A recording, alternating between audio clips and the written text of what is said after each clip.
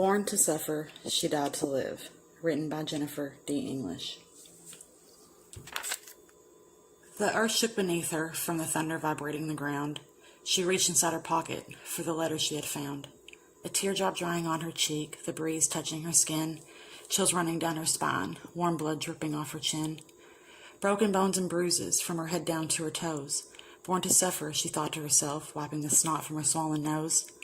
Open wide and oozing blood from the crack on top of her skull, exposing what she truly was, exposing the bumbling fool.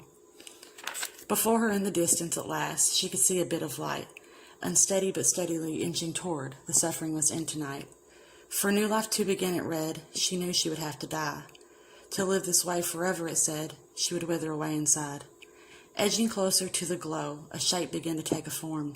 It was a mirror in the distance that she had been going towards. It had been quite some time since she had seen her reflection. Vanity gone so long ago, she despised all their attention. Long before she felt the ache, before her wounds began to show, all their eyes were on her, burning hot, so many fiery lies they told. Wanting only what they saw, her longing for them to see, rarely giving away her lust for any love that would never be.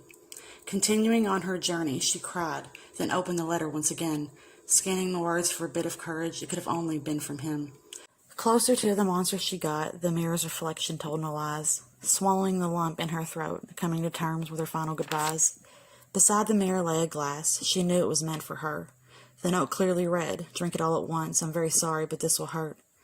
Reaching for the glass, she drank, eye to eye with her filth and decay, staring down the sheath she had made, growing weak and turning gray. The empty cup fell from her hand and shattered on the ground. Clawing at her throat for breath, tried to scream, but made no sound. Unbearable pain from guilt and shame were smothering her to death. An aching like no other before was all she felt with her last breath. Coming to, in front of the mirror, opposite side of where she was, she placed her hand on top of her head, felt no oozing, saw no blood.